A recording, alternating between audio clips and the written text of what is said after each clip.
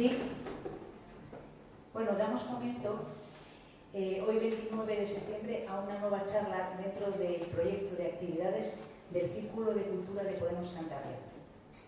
Desde que se inició esta segunda programación, que fue más o menos en noviembre-diciembre del año pasado, hemos procurado tener una cadencia cada 6 meses y ofertar todo tipo de charlas, talleres, actividades diferentes. Yo creo que en cultura hay que arriesgarse. No hay posiciones dadas, no hay posiciones neutrales. Tenemos que ser detractores, pedagogos, alumnos, y no se debe aceptar masamente la corriente ideológica dominante. Yo creo que hay que crear ventanas nuevas desde las cuales divulgar, difundir o incluso enfadarse. Y por ese motivo tenemos con nosotros a Alejandro Sarmiento. Alejandro Sarmiento, que además de lo que viene en el cartel, que pone director gerente del Museo de la Evolución Humana de la Fundación Atapuerca, él también es miembro del panel de expertos del Observatorio de la Cultura de la Fundación Contemporánea. Pertenece a la Asociación Profesional de Gestores Culturales de Castilla y León desde 2017. Director gerente de la candidatura de Burgos a Ciudad Europea de la Cultura en 2016. Gerente en excedencia de la Fundación Instituto Castellano y Leonés de la Lengua. Máster en Investigación en Derecho de la Cultura de la Universidad Carlos III. Programa de Alta Dirección Senior Management, Programa del Instituto de Empresas 2007, Diplomado en Gestión de Entidades No Lucrativas, Licenciado en Derecho por la Universidad de Navarra, Máster en Inglés Profesional, muchas cosas. En definitiva, lo que viene es abrir una experiencia y a hablar con otro tipo de lenguaje de lo que se debe entender que es un museo. Y un museo en el cual tenemos referencia porque es el museo de museos dentro de Europa y dentro del patrimonio, como es el de Atapuerca. Bienvenido, Alejandro. Ya tienes contigo la palabra. Muchas gracias a todos, muchas gracias Elsa, muchas gracias a todos por invitarme. Ahora, cuando estaba contando Elsa mi currículum, pues claro, yo pensaba que ahora empezar una presentación con los currículums es casi hasta sospechoso, porque es un momento donde casi parece que cuantas menos cosas haya hecho uno, pues viendo lo que se ve, pues mejor. Yo os agradezco mucho a todos que estéis aquí, porque verdaderamente yo le he agradecido a Elsa, además de la oportunidad de predicaros un poco sobre lo que estamos haciendo en Atapuerca, lo que supone el proyecto Atapuerca, la relevancia social que tiene para nosotros un proyecto científico, además de para todas esas cosas santas. Hace una tarde espectacular y lo que quiero mañana es irme a la playa, y creo que además pues lo voy a conseguir porque efectivamente en Burgos, además de la sierra, pues tenemos Mordor, ¿no? Os he preparado una pequeña presentación. Hola, buenas, ¿qué tal? Os he preparado una pequeña presentación para que contextualicéis lo que es el proyecto Atapuerca y lo que ha sido su desarrollo y el cambio que nosotros hemos intentado implementar, o personalmente hemos intentado implementar, y que da sentido también al título de esta conferencia. Cuando hablamos de la evolución a la revolución, a lo que yo me estoy refiriendo fundamentalmente es al papel que a nuestro juicio, o que desde el punto de vista de la gestión, deben tener los museos en una sociedad contemporánea. Y esta idea de la reevolución fue el lema de la candidatura de Burgos a Ciudad Europea de la Cultura, que naturalmente perdimos, cosa que yo creo que también estuvo muy bien, porque eso, la verdad es que las historias muchas veces que son buenas ideas, lo fastidioso es cuando hay que pasarlas desde el mundo de lo puro y de lo etéreo a la práctica y a los hechos, y a lo mejor esa revolución que tanto nos emocionaba en abstracto, pues luego en la vida corriente pues hubiera sido bastante peor. Voy a intentar no enrollarme demasiado porque mi cultura en general es castrista y me encanta hablar, y entonces como me encanta hablar, me han dicho que a la media hora pues conviene que vosotros pues que también habléis, pero así todo, como ya aviso que la cultura es castrista, por favor interrumpirme en cuanto cuando queráis.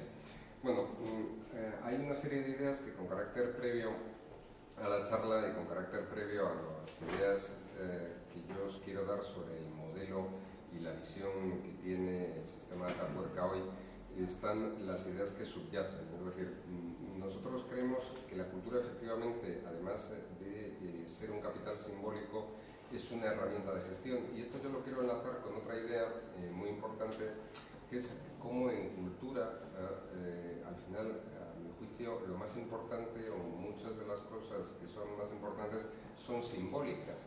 Y sin embargo, estamos perdiendo, o se están perdiendo, o no se están dando la importancia que tiene a los símbolos. Yo creo que hay muchas batallas que no se dan y se dice, no, es que esto es algo simbólico.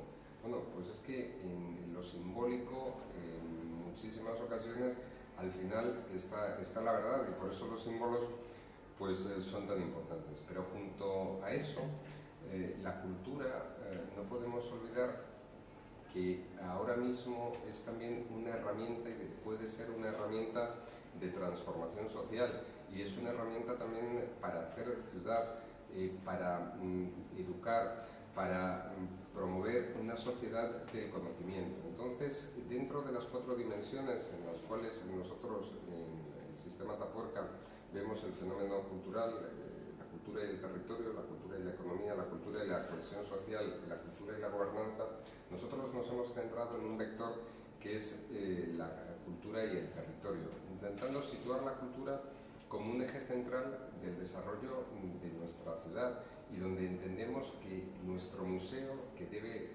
estar en el centro de ese eje central de desarrollo urbano, no debe conformarse con ser un centro que se limita a proteger unos bienes que son patrimonio de la humanidad, sino que tiene que dar una oferta formativa cultural, debe promover la innovación y la accesibilidad en la oferta de la difusión cultural, y luego es muy importante también cómo nos relacionamos con otros agentes, y luego hablaremos de eso.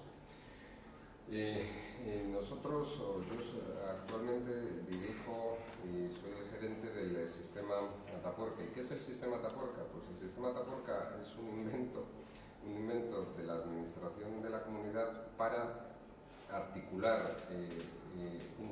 junto con la iniciativa puramente institucional la labor científica de los codirectores de Atapuerca, la Universidad de Burgos y otros agentes.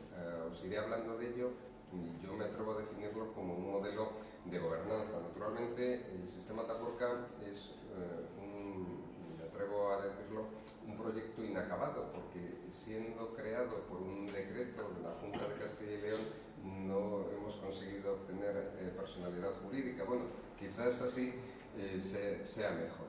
Pero a lo que me gustaría hoy trasladaros, y para ponerlo después luego en común en la charla con mis compañeros de mesa, es que cuando hoy se piensa en Atapuerca, se piensa en los grandes equipamientos, se piensa en la meta, en a dónde hemos llegado. Pero para poder explicaros a dónde hemos llegado, yo necesito hablaros primero de lo que hemos sido y de las etapas que se han dado, ¿no? Digamos, y por ir muy rápido, que esta historia maravillosa empieza en 1976. Un investigador encuentra un primer fósil humano en la cima de los Huesos en 1976, de Trinidad Torres, que se lo lleva a su director de tesis, que es Emiliano Aguirre. Entre 1979 y 1990, yo me atrevo a decir que son años básicos en Atapuerca, porque son los años de cantera. Cualquier proyecto cultural, y esta es una de las ideas básicas de mi intervención, a mi juicio tiene que pasar por la construcción, en primer lugar, de un equipo humano. Y un gran proyecto cultural nunca pasa por la creación de una infraestructura o la creación de unas piedras. Las piedras y los edificios tienen que venir después de que se cree el proyecto. Entre 1979 y 1990, Emiliano Aguirre, en un momento en el que tiene muy poco apoyo, la Junta de Castilla y León no comienza a dar las subvenciones a las investigaciones en Atapuerca hasta 1989, 84 empieza de una manera muy rupestre, nunca mejor dicho, a crear una cantera de científicos, gente que le dedica todos los veranos a la investigación de una manera absolutamente precaria. Tenemos la suerte en esta primera etapa, entre 1979 y 1990, que Emiliano Aguirre se rodea de jóvenes, y dentro de esos jóvenes, cuando él se jubila en la campaña del año 91, hay tres pues, que descollan especialmente y que todos conoceréis, que son los actuales codirectores de Atapuerca, José María Bermúdez, Eudal Carbonell y Juan Luis Arzuaga. Ellos tienen la suerte, porque también en todos los proyectos humanos la suerte es importante, hay que trabajar sin desmayo, pero luego efectivamente la providencia ayuda. Y ellos tienen la suerte que, junto con el cambio de dirección, esos 15 años de labor oculta con Emiliano Aguirre, de 1990 a 1997 comienza la etapa de los grandes descubrimientos, la etapa del descubrimiento del cráneo número 5, de Miguelón, de la pelvis Elvis, de la creación del Homo anteceso, lo que nos lleva desde una perspectiva científica. Hola, buenas tardes. Nada, claro que sí. Lo que nos lleva desde una perspectiva científica a la novedad que supone Atapuerca de que existe por primera vez y se nos lleva así presencia humana en Europa desde hace 1 millón de años. Esto, digamos, que tiene Atapuerca ese momento de trabajo silencioso. Yo os decía antes que la etapa termina en 1992 con el momento de los grandes descubrimientos, pero hay un momento, hay un punto de inflexión que es el año 97. El año 97, donde se concede al equipo de investigación de Atapuerca el Premio Príncipe de Asturias de Investigación Científica y Técnica. Eso supuso, o fue el crisol de unos esfuerzos por parte de los codirectores de Atapuerca para partir y conseguir que de un proyecto científico desarrollar un proyecto de socialización del conocimiento científico a partir de las actuaciones que ahora veremos. En la actualidad, los yacimientos de Atapuerca, actualmente estamos trabajando en 9 yacimientos diferentes, que simplemente pues, tenéis aquí enumerados. En el año 2000, y por ir muy rápido en esta evaluación cronológica, se obtiene la declaración de patrimonio, la declaración de la UNESCO de Atapuerca como patrimonio de la humanidad.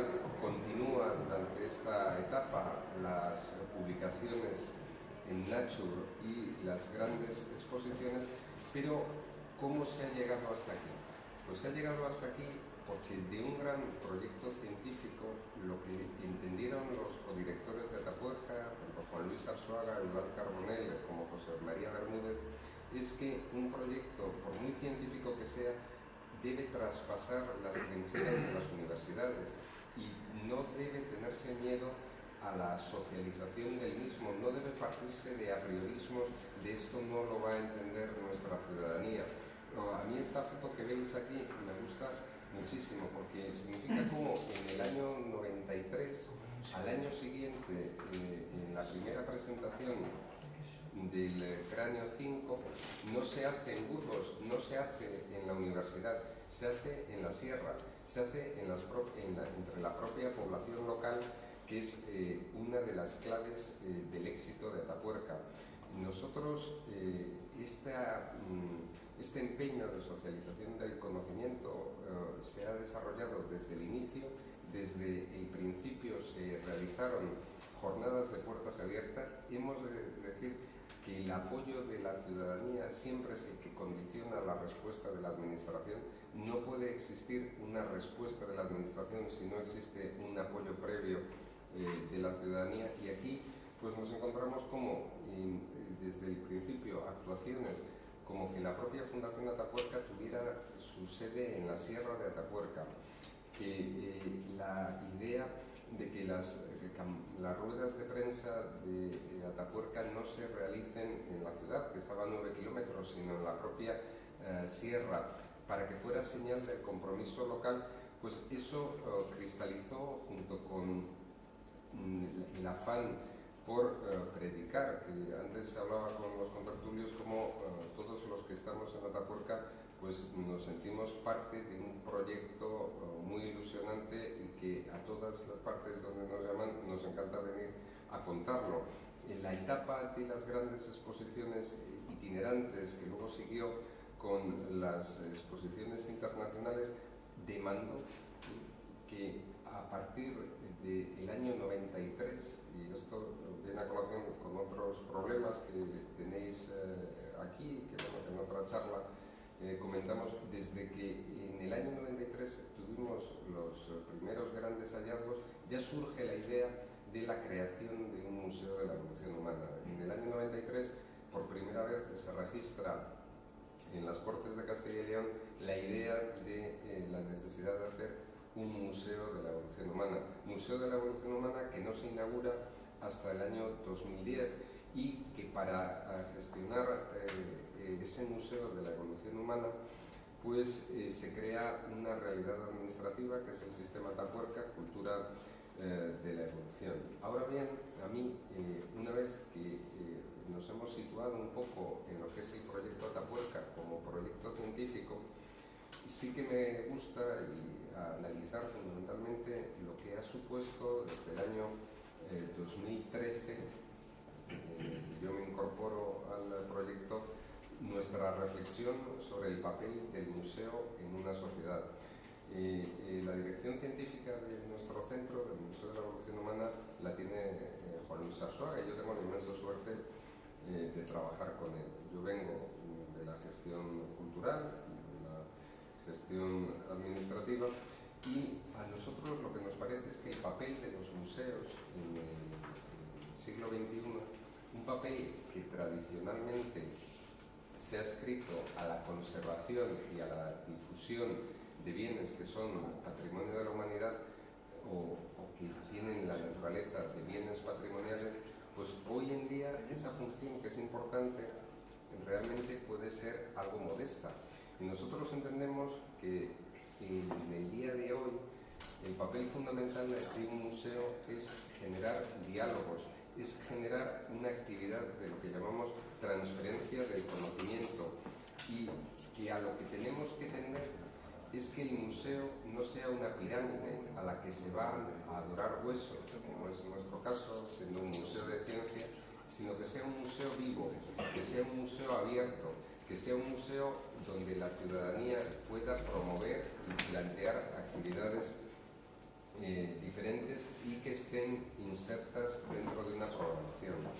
Nosotros ahora mismo en el Museo de la Evolución Humana estamos desarrollando una programación cultural donde tenemos más de 200 actividades cuatrimestrales a través de conferencias, de conciertos, de talleres, de literatura, y esto no sirve para nada si no somos capaces de transmitir lo que hacemos, porque muchas veces hacen muchas cosas bien, pero si no eres capaz de transmitir lo que haces, nadie lo sabe. El buen paño en el arca yo creo que nunca se ha vendido, pero en la era digital y en la era de las redes sociales mucho menos.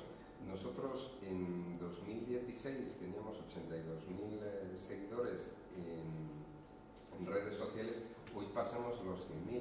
Y es muy importante que, y actualmente somos el museo que tiene más influencia dentro de los museos de ciencia en redes sociales. E igualmente, y os doy datos, pues hemos pasado el número de más de 3 millones de visitas desde la inauguración al propio sistema. Pero ahora, y después de haber hablado de los datos, pues sí me interesa mucho que hacer una reflexión con vosotros, que es cómo en cultura, al final, la política ha contaminado muchísimo el ámbito de los contenidos propios de la cultura. Es decir, a mí me preocupa mucho cuando, como gestor del Museo de la Evolución Humana, parece que solo me preguntan, o la preocupación ciudadana es cuántos cuántas visitas, cuántos visitantes has tenido, cuál ha sido el impacto económico del Museo de la Evolución Humana. Vienen las empresas o vienen los periodistas y nos preguntan, desde la inauguración del Museo de la Evolución Humana, ¿cuál ha sido el impacto? Pues mirad, a mí me parece que, y esto pues entronca también con las ideas pues, que cada uno tiene y que naturalmente pueden ser y son para discutirse, ¿no? Vamos a ver, a mí lo que me parece es que, en primer lugar, y cito a Nuncio Ordine, que tiene un ensayo maravilloso que os recomiendo, que es la utilidad de lo inútil. Lo que no le podemos aplicar a la cultura es la lógica de las mercancías. Es decir, los proyectos culturales, los vectores en los que debemos basar su bondad o no pueden ser únicamente cuantitativos en absoluto, sino que lo que nos va a dar a un proyecto cultural, lo que le va a dar prestancia y lo que le va a dar su utilidad, en ningún caso va a ser el número de usuarios que tiene. La cultura es uno de los elementos a través de los cuales estamos haciendo y estamos creando sociedad, y por eso es tan importante, en un momento en el que yo me atrevería a decir que, como decía Ordine, no le podemos aplicar la cultura, a la lógica de las mercancías. También es muy importante que tengamos en cuenta algo aún mayor. Antes se hablaba de una sociedad donde existía una economía de mercado, y yo creo que una sociedad sin cultura es una sociedad que se transforma simplemente en una sociedad de mercado. Por eso el papel de un museo, que se atreve a postularse como ágora, el papel de un museo que, a la hora de desarrollar su programación, siendo un museo de ciencias, no se conforma con ser un museo abierto a que los visitantes, a que nuestra gente, a que nuestros ciudadanos conozcan unos bienes arqueológicos que son patrimonio de la humanidad, sino que se atreve a dar una visión que no trata de educar, sino simplemente se atreve a dar diferentes visiones sobre la realidad que nos rodea, donde el hombre que nos interesa hoy partimos de la historia para no repetirla, es el Homo sapiens, y nosotros lo que estamos desarrollando es una estrategia de público a través de las bellas artes. Luego me gustaría poneros un vídeo para ilustraros un poco esto. Esta política, porque verdaderamente el museo está desarrollando una política cultural y está desarrollando una estrategia de públicos a través de las bellas artes. Nosotros no estamos haciendo otra promoción de públicos, y no creemos en las campañas de publicidad que les corresponden a otros, sino que en lo que creemos es en el desarrollo de una política y de una oferta de actividades culturales que interesen al ciudadano y que, por tanto, en una ciudad hagan factible una recurrencia de las visitas. Porque otro de los grandes problemas que tienen las grandes infraestructuras culturales es que se creen únicamente dentro de una estrategia de ciudades marca, como dice Santi Eraso, al servicio del turista y desprecian a la ciudadanía. Si nosotros queremos ser importantes y ser relevantes también para nuestros ciudadanos, lo que tenemos que intentar es darle una excusa para ver que el museo lo sienta como propio, y solo sentimos como propio aquello donde tú puedes ir con naturalidad, donde tú puedes plantear tus proyectos con naturalidad y donde te sientes escuchado. Nosotros, a la vez que estamos tratando de tener una interlocución con todos los ciudadanos, todas las reuniones que tenemos con los colectivos y todas las reuniones que tenemos nosotros están abiertas a través de Zoom, y a través del OMIO está abierta toda nuestra documentación.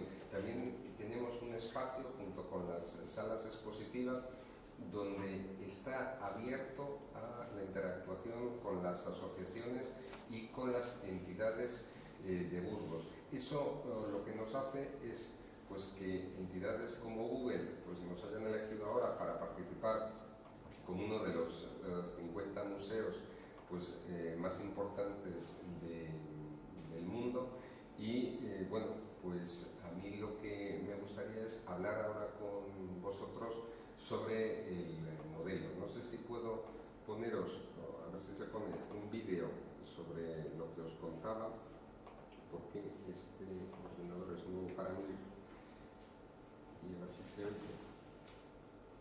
No, pero bueno, sí, ya está.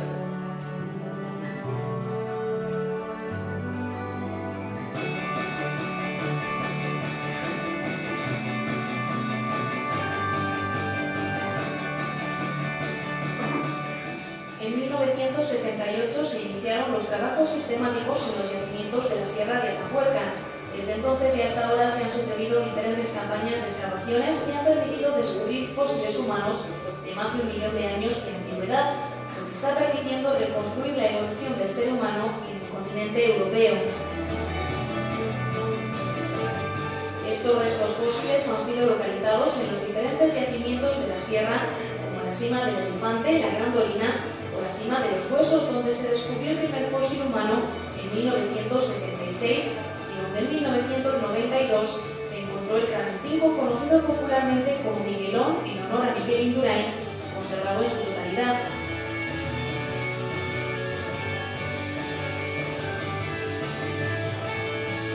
Conscientes de la importancia de los restos hallados, de la extensa colección y sobre todo de su valor arqueológico e histórico, diferentes organismos como la Junta de Castilla y León y por supuesto el equipo de investigaciones de Atapuerca deciden construir un espacio en el que se muestre todo este trabajo a los ciudadanos, haciéndoles partícipes del mismo. El objetivo es dotar a Burgos de un museo moderno en el que dar a conocer la importancia de los yacimientos en el estudio del ser humano y su evolución, convirtiéndolo al mismo tiempo en un referente a nivel internacional. Contar con un espacio acorde con el siglo XXI, no solo en su estructura y diseño, sino también en el modo en el que se aborda la historia y se muestra al visitante.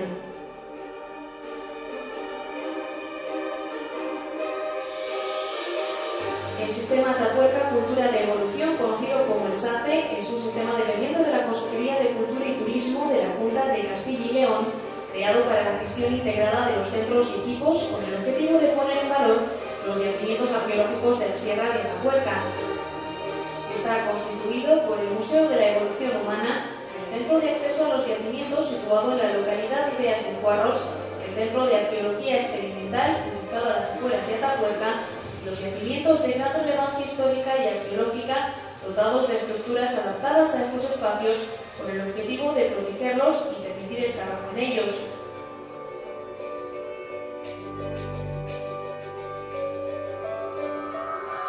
El ME no solo es un espacio en el que conocer la historia de la evolución humana, su concepción moderna y adaptada a los tiempos convierte este museo en una ágora de conocimiento y cultura a todos los públicos.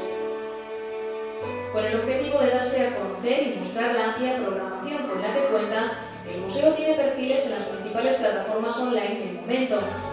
Es uno de los museos científicos más visitados de toda España. El Museo de la Evolución Humana se ha consolidado como foco de acción cultural y se ha convertido en uno de los museos más visitados a nivel nacional. Pero el ME no es solo un lugar de exhibición, también es un centro de divulgación. El museo busca atraer a todos los ciudadanos no solo a través de su amplia colección arqueológica, sino también a través del arte. Para ello ofrece una extensa programación en la que se incluye una amplia y diversa oferta cultural. En sus diferentes salas, el ME acoge a lo largo del año conferencias, conciertos, presentaciones literarias de los principales autores nacionales e internacionales, talleres para todos los públicos, con especial atención a los más pequeños de la casa, muestras de danza, de teatro y actividades empresariales. El objetivo es hacer del museo una ágora de conocimiento en el que arqueología, cultura y arte vayan siempre de la mano.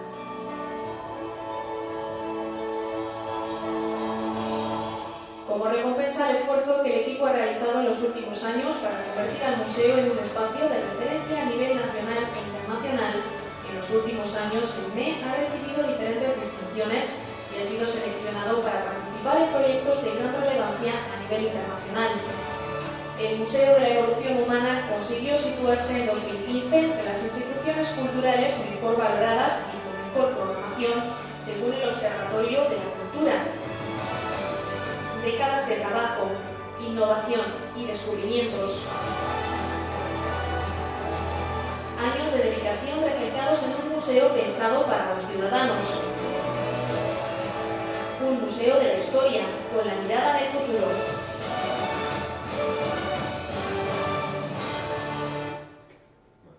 Y yo con esto quedo abierto a vuestras preguntas y a la reflexión sobre lo que queráis hablar.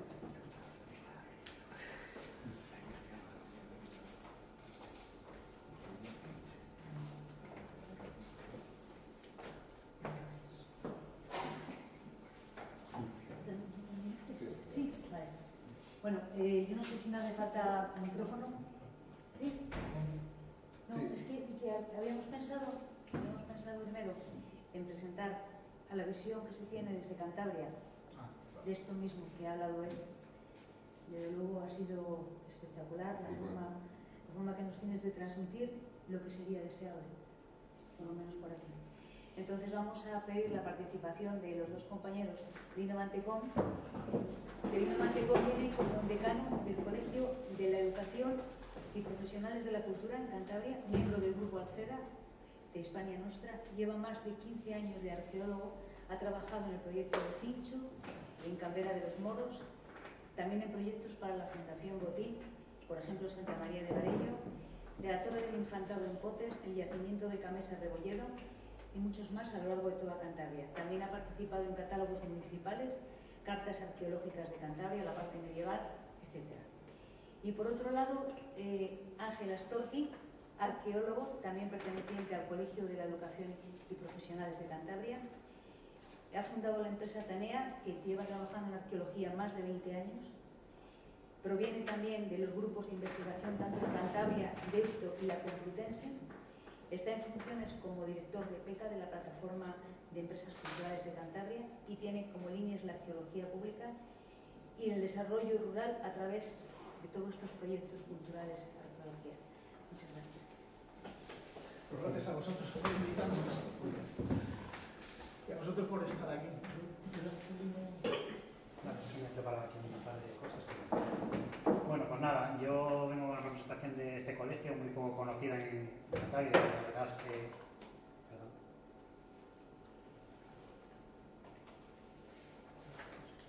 Este colegio... sí. Si no pasa así,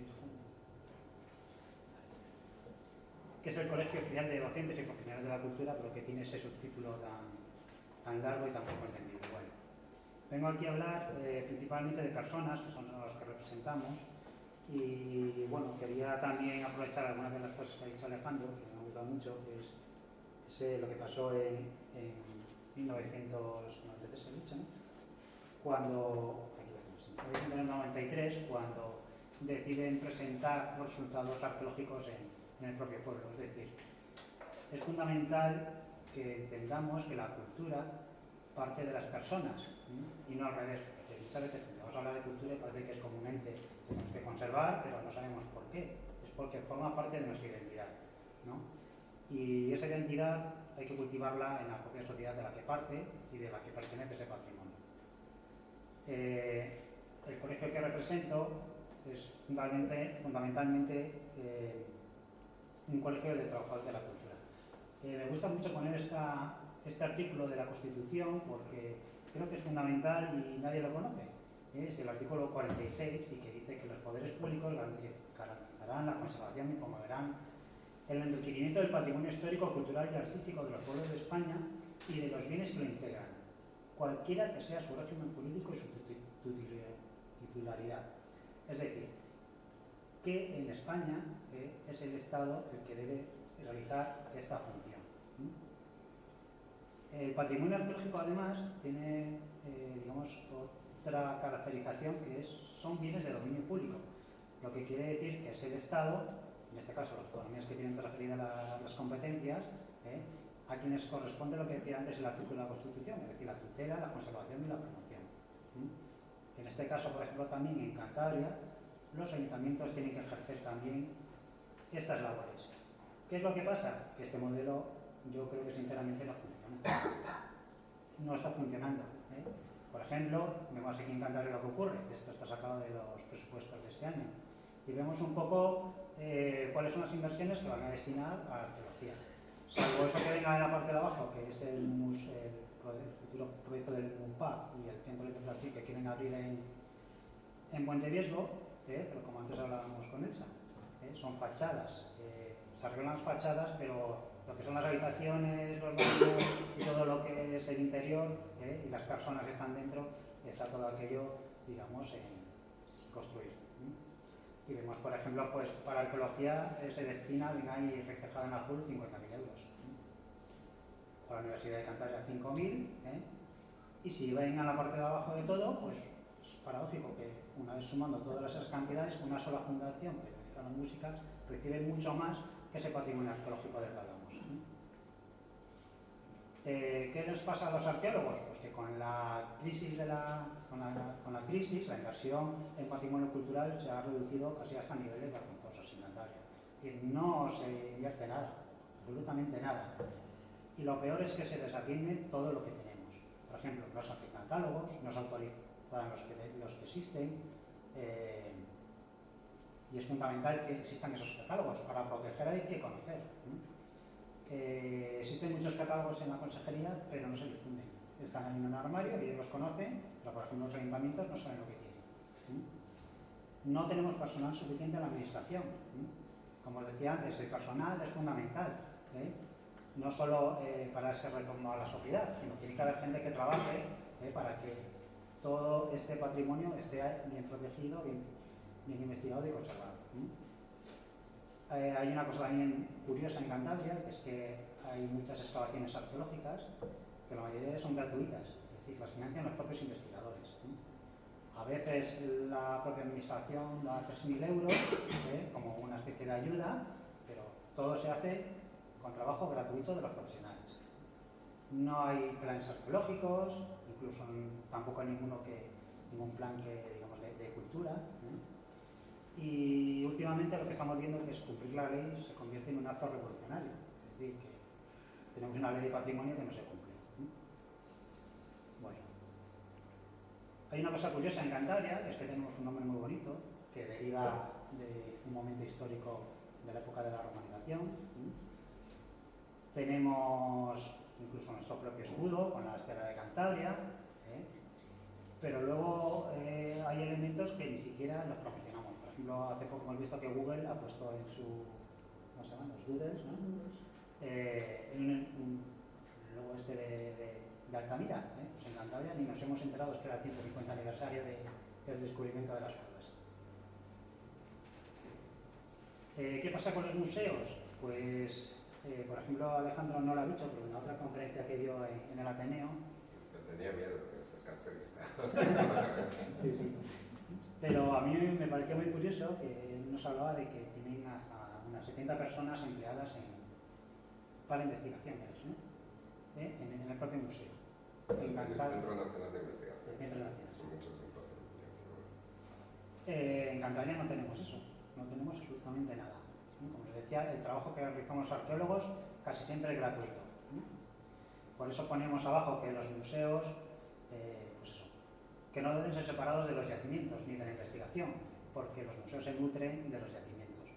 Y por ejemplo, el sistema Atapuerca está muy bien, porque no solo es el museo, sino también el yacimiento, de donde parte todo lo que es las piezas que luego se exponen y los conocimientos. ¿Qué pasa en Cantabria? Que, por ejemplo, quieren hacer un museo pues muy bonito, pero nadie ha pensado todavía en que va a hacer falta personal. Incluso va a hacer falta personal antes de realizar ese museo, porque hay que catalogar todo, hay que actualizar los inventarios. Pues eso, ¿qué pasa? Que al final los museos nacen muertos, y eso es lo que no puede ser. Normalmente los museos cumplen todas estas funciones que ven ahí, las clásicas, que es la conservación, custodia, exposición, difusión e investigación. En la actualidad nos quedamos ahí un poco en exposición y custodia y conservación, y casi no se hace ni difusión ni investigación, pero los nuevos museos, como por ejemplo Atapuerca, pues ya tienen otro tipo de elementos como pueden ser estos, que es la reactivación del patrimonio, la protección del patrimonio, la atracción del público, la dinamización turística, la dinamización cultural didáctica, y todo, por ejemplo, pues unas redes sociales que incluyen el desarrollo local del patrimonio. Y también me gustaría mostraros ahora, antes que hablábamos de lo que son los arqueólogos y a los que yo represento en el colegio, es que ¿qué hace un arqueólogo? Todo el mundo piensa que es esa figura, ¿no? que trabaja, de qué vive. Pues casi no vivimos. Tenemos el estereotipo de arqueólogo aventurero, magnate universitario que trabaja por amor al arte o como hobby, es decir, gratis. Y cuando vamos a la consejería, pues muchas veces se sorprende cuando le decimos que tenemos que cobrar. Que sí, que vivimos de algo. O cuando vamos incluso a un ayuntamiento con un proyecto, la gente les cuesta mucho entender que los arqueólogos trabajamos y cobramos. Que no somos ni Indiana Jones, ese profesor universitario que en verano va a trabajar a sus yacimientos, pero ya cobra de la universidad. O esos magnates, como Howard Carter. Aquí en Cantabria tendríamos al profesor Duola, fundador del Banco Santander, el abuelo. Pero en realidad los arqueólogos somos en realidad coordinadores de equipos. Trabajan muchas personas con nosotros, un ejemplo de los procesos que se pueden dar, que no solo trabajamos con nosotros mismos los yacimientos, sino que a veces hay que contar con conservadores, con otros especialistas como pueden ser geólogos, aquí tenemos en la margen central alguien que está haciendo un georradar, y actualmente no solo nos dedicamos a lo que son los yacimientos, sino que también es a lo que es la difusión de los yacimientos. Como pueden ver aquí abajo hay un elemento de lo que se denomina recreación histórica, talleres infantiles, conferencias, en fin, todo lo que pueda haber con esa difusión cultural. Y es que lo que últimamente se denomina que es la arqueología pública, ¿no? O arqueología abierta también, como lo llaman. Es decir, que tiene que haber un retorno en la sociedad de esas investigaciones, que no se quede solo en lo que es la difusión científica, en esas revistas que no lee casi nadie, sino que la propia sociedad tiene que ser receptora de esos conocimientos. Y desde luego que tendrá que ser ejecutada por profesionales pagados, y incluso lo que nosotros demandaremos que hubiera una regulación normativa que actualmente no tenemos. Bueno, sin más, dejo con Ángel. No enrollarme mucho. Bueno, a mí me toca la ardua tarea de pegar los dos discursos y intentaré hacerlo rápidamente para que podáis participar vosotras también, que es realmente, por un lado, ¿no? Teníamos, como acaba de decir Lino, no solo la Constitución, un marco legal, todos los ciudadanos del artículo 46 del patrimonio cultural, sino también justo 2 artículos antes tenemos el artículo 44, que es el derecho de acceso a la cultura, ¿no? El A, porque el 44 efectivamente también hace referencia a la investigación científica y divulgación, que luego remata el 46. ¿Y por qué digo esto? Pues porque efectivamente el patrimonio somos todos, la identidad somos todos y lo creamos nosotros con el día a día. Es verdad que a nosotros nos formaron educativamente también en la cuestión de conservar los restos del pasado para las generaciones futuras, ¿no? Y pues unas generaciones futuras que nunca llegan, porque siempre son futuras. Entonces, ¿qué pasa con nosotros, con los que estamos ahora, ¿no? Disfrutando lo que fuera? Está ahí Altamira, está Altapuerca, está, por decir 2 iconos a nivel mundial. ¿Qué pasa? No tenemos el derecho también, ¿no? de disfrutar de ellos, no solo eso, sino de crear, ¿no? De crear y difundir cultura, ¿no? en general. Y esos son nuestros derechos, que, por otro lado, como han dicho tanto Alejandro como Lino, la Administración tiene también la obligación de velar por esa gestión. Entonces, más o menos lo que yo hago muy rápidamente, lo que yo quería que imaginarais realmente es la realidad que ellos han dibujado, es una pirámide en la que arriba está, digamos, el Estado, o el Estado con las leyes, con la Constitución, con la Ley de Patrimonio Histórico Español, luego las comunidades autónomas, ¿no? Con sus estatutos de autonomía y tienen las competencias en materia cultural, y realmente cuelgan una serie de departamentos, que es el Departamento de Cultura, digámoslo así, las consejerías de Cultura, que tienen departamentos estancos en la realidad, que luego es Servicio de Patrimonio Cultural, Acción y Promoción Cultural, o centros culturales de los que dependen los museos, por ejemplo. autonómicos. Y de ahí hay otras consejerías que, como habéis visto, como os han relatado, que influyen también ahí. Puede ser la de turismo, puede ser la de industria, puede ser la de educación. ¿Qué nos pasa más abajo? Porque más abajo ya llegamos a la diversidad de los ayuntamientos y las entidades locales, que incluso las leyes autonómicas recogen sus atribuciones en cuanto a la gestión del patrimonio cultural. Y ahí, para mí, hay una cuestión muy importante, que es la de la base. Es decir, que luego son la colaboración público, que acabamos de decir, la pública-privada, que puede ser la de la realidad profesional de los arqueólogos o gestores culturales u otros trabajadores de la cultura, que se interrelacionan con la administración para llevar todos estos proyectos a cabo, desde la investigación, que pueden ser los arqueólogos que están en la academia, en las universidades, o los que están dentro de la arqueología profesional fuera de la academia, o cualquier otro. Y esa interrelación es la que tradicionalmente ahí se acababa todo, ¿no? Y ahora estamos viendo que hay un paso más allá, que es el de la sociedad, la importancia que recobra que nuestro artículo 44 de la Constitución, por ir arriba, abajo del todo, nosotros, ¿cómo nos interrelacionamos como sociedad, como ciudadanía, como un eje importante, activamente hablando, en toda esta gestión, ¿no? Claro, y esto estaría, de la pirámide que hemos dibujado, estaríamos abajo del todo. Pues lo que se plantea, o es mi entender, y ahora Alejandro y Lino dirán, y vosotros también, vuestro parecer, es al revés, que es como cogiendo esa parte final de la definición del ICOM, de lo que tiene que ser un museo, que es, digamos, al servicio de la sociedad y su desarrollo, como acabamos de ver del ejemplo de Atapuerca.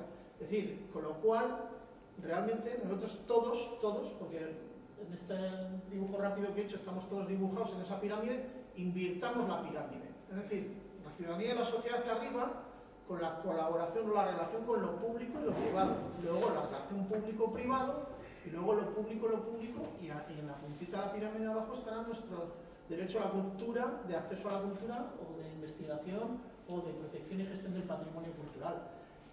Y es así, esa es la única forma que se me ocurre a mí, desde nuestra experiencia, de llevarla a cabo. Y no es que se me ocurra a mí, porque se me ocurra, no, sino la experiencia que nos da ver ejemplos de desarrollo y gestión a lo largo de estos 20 años.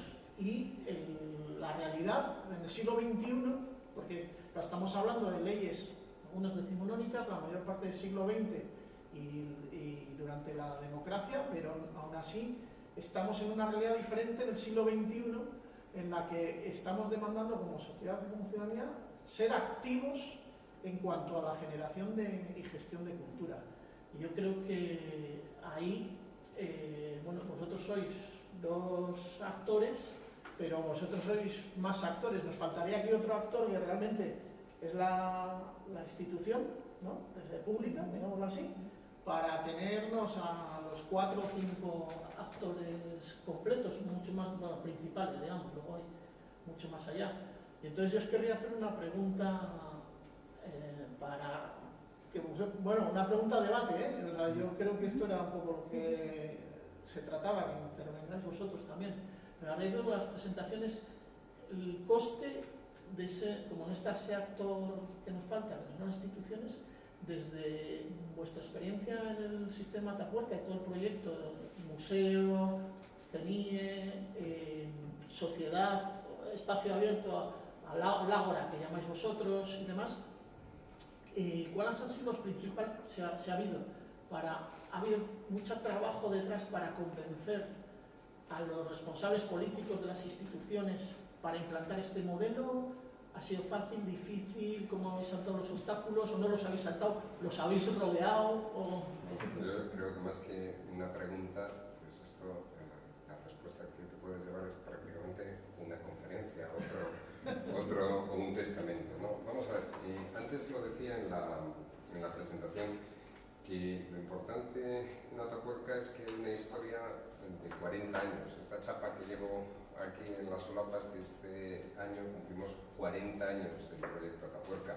Yo llevo en Atapuerca desde el año 2013, entonces prácticamente soy un nieto, o me siento un nieto del proyecto. Y además soy una persona que ha llegado cuando ya las grandes infraestructuras, y gracias a Dios esa etapa heroica pues ya ha pasado, pero hubo, y yo en esto quiero ser muy claro y a su vez pues muy preciso, hubo años, muchos años de gran oscuridad y de gran precariedad, y los años de Emiliano Aguirre, del año 1979 al año 1900, hasta el año 1984, la Junta de Castilla y León no comienza a financiar las campañas de excavación, pero los importes de financiación de las campañas no empiezan a cambiar y a incrementarse, obviamente, hasta el año 97. ¿Qué es lo que ha generado el amplio consenso? Porque yo creo que cuando un proyecto es ganador es cuando existe un consenso social que lo hace imprescindible. ¿Y cuando sentimos que las cosas son imprescindibles? Cuando vemos que mucha gente previamente está de acuerdo. El proyecto, y el otro día surgía a propósito de la polémica o de los diferentes puntos de vista que hay sobre el museo que se está proyectando, claro, es que en el año, desde el año 94 que comienza, por así decirlo, la reivindicación de que, claro, que en Castilla y León, que Burgos, que era esa ciudad, yo creo que de alguna forma, pues en el ideario colectivo, pues a pesar de pasar de ser esa ciudad de curas militares a ser una ciudad de los orígenes, como a mí me gusta hablar, de los orígenes del hombre y de los orígenes de la lengua, pues yo creo que ese ha sido uno de los impactos del proyecto más importantes. Pero, ¿qué hubo detrás? ¿Qué ha habido detrás en el proyecto Atapuerca? Pues ha habido 25 años donde quien ha pilotado el proyecto ha sido la sociedad civil. Las primeras visitas y la primera gestión de visitas organizadas que se realizaron a la sierra se hacen desde la sociedad civil a través de las diferentes asociaciones de amigos de Atapuerca y de IBEAS. Y en el año 98 también se crea la Fundación Atapuerca con representación institucional, pero donde el principal periódico de la ciudad se vuelca con todo lo que ello supone. ¿Qué genera eso? Pues que después de unos años de debate, obviamente, el primer acto público que tiene el primer alcalde socialista de Burgos, que es Ángel Olivares, es el recibir a los codirectores de Atapuerca en el año 98 y convocar un concurso internacional para la creación de un museo de la evolución humana. Pero todos los contenidos ya están desarrollados y a su vez digamos que ese realce que da el primer alcalde socialista de Burgos, luego hay una administración del Partido Popular del año 2003 que invierte 300 millones de euros en esta realidad. Claro, hay 300 millones de euros, es muchísimo dinero, pero es que hay una cosa que también quiero señalar: el dinero y la inversión no significa únicamente en fin, o no suele ser sinónimo únicamente por sí mismo de excelencia, porque aquí muy cerquita tenemos un montón de museos donde se ha invertido lo mismo o más y sin embargo están vacíos. Por eso yo hago siempre hincapié a que los museos, y más hoy, yo creo que todos los que, bueno, yo soy funcionario y me siento funcionario al 100%, todos los que debemos respaldar lo público y proteger lo público tenemos que tener en cuenta la importancia que tienen los recursos. Antes de invertir los recursos, lo que es absolutamente fundamental es que exista un plan de acción y que exista algo. Lo que no puede ser es que de repente un señor plantee una pirámide que no tiene ningún contenido y puede plantear una pirámide como podría plantear un aeropuerto. Entonces, ¿por qué? Porque hay un discurso que yo creo que también en cultura es muy peligroso, y yo gestiono 3 grandes infraestructuras, es que la grandeza de las infraestructuras no son sinónimo de un gran proyecto cultural. Lo que realmente es novedoso es que en un lugar donde existen grandes infraestructuras también exista un discurso cultural armado y articulado. ¿Por qué digo todo esto? Porque a mí me da mucha pena cuando nos encontramos en España un montón de infraestructuras culturales que no son más que hierro, que no son más que cemento y que al final en el campo cultural no son más que ceniza, porque detrás de ellas no hay nada y porque los presupuestos que se dedican, y muchas veces ocurre después de la crisis, así tú lo decías, nos encontramos con que la mayor parte del presupuesto se dedica a mantenimiento de esas infraestructuras culturales, con lo cual esa infraestructura va en detrimento de la propia acción cultural. Y muchas veces para hacer el proyecto Atapuerca ha cristalizado y ha madurado gracias a esas infraestructuras, pero se ha desarrollado sin esas infraestructuras. Fueron las personas y las asociaciones y los colectivos que tienen detrás los que lo han hecho posible, obviamente, los que lo han hecho posible desde un punto de vista científico e ideológico, y luego obviamente es muy difícil construir si no tienes dinero para cemento y para ladrillos. Pero cuando hay un proyecto desde el consenso, pues es que también los presupuestos y la acción transformadora de la política también está para algo. Claro, si lo que muchas veces es difícil es encontrar efectivamente un lugar común donde apostar y donde se ve un consenso y una seña de identidad para Castilla y León, como ha sido el proyecto Atapuerca, es claro que todas las administraciones, sean del signo que sean, van a apostar. Y hoy en día el sistema Atapuerca pues ha constituido una de las señas de identidad no solo de Burgos, sino también de Castilla y León. Y su impacto fundamental, cuando a mí me dicen, no hombre, tenemos que hacer un estudio sobre el impacto económico, pues yo no creo en eso. Yo no creo en eso, porque los impactos económicos, como todas las labores de consultoría, pues dependen también de qué vectores estemos midiendo. Y en fin, pero lo que sí creo es como una ciudad donde yo he nacido y donde no había más que cuarteles y una atmósfera pues, muy determinada, hoy en día pues, no somos Manhattan, pero verdaderamente yo creo que Burgos y cualquiera que conoce Castilla y León ahora mismo es una ciudad asociada a la modernidad y asociada dentro de las señas de identidad que tenemos como ciudad al proyecto Atapuerca, y eso es importantísimo. Y dicen, no, es que se han gastado ustedes 300 millones de euros. Bueno, sí que es una cifra enorme.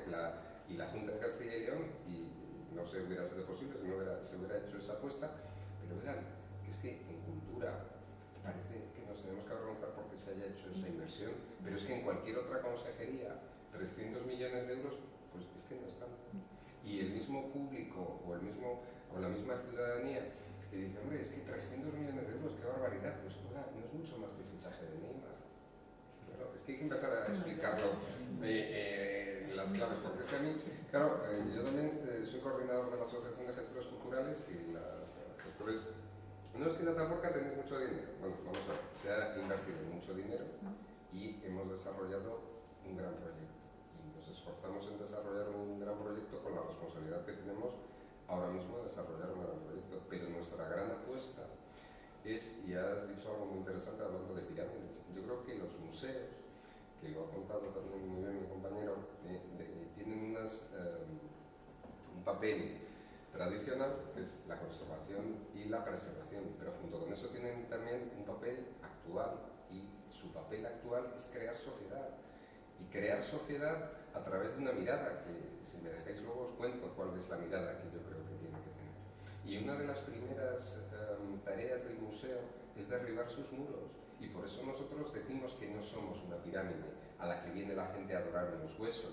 Nuestro espíritu es ser un ágora, y ser un ágora, y en el vídeo, bueno, pues como todos los vídeos que hacemos promocionales, pues claro, tiene ese toque promocional, porque al final, oye, esto es el libro del Mormón y nosotros lo promocionamos, pero yo os invito a cualquiera de vosotros a que vengáis, a que nos propongáis cualquier charla para que veáis cuál es el sistema, porque es la única manera de que la gente se sienta protagonista de una actuación cultural, porque si no, las grandes infraestructuras tienen de alguna forma un papel donde el ciudadano, en vez de sentirse acogido, se siente expulsado, va el primer día que se inaugura y ya no vuelve, y ve que algo que no me es propio no me pertenece, y algo que no me es propio y no me pertenece, de ahí yo ya no me siento partícipe, y entonces se genera un sentimiento de lejanía.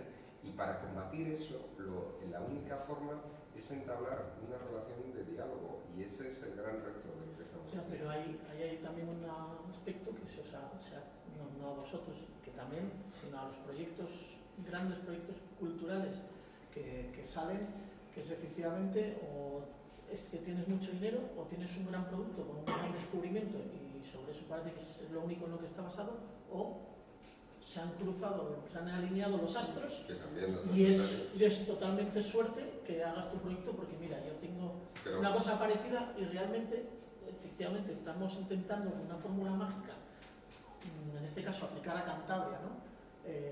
O a cualquier otro territorio, aquí porque estamos, y realmente no estamos viendo que es un compendio de una estrategia determinada en la que, es verdad, socialmente está la pirámide invertida, por lo cual está arriba, pero también que se produce, que es una inversión, incluso desde el punto de vista de esos que lo ven, porque efectivamente los políticos, cuando están generando programas electorales, que ahora estamos inmersos, ¿no? De aquí al mayo, pues en las autonómicas, las locales y las europeas, y las nacionales igual también, ¿no?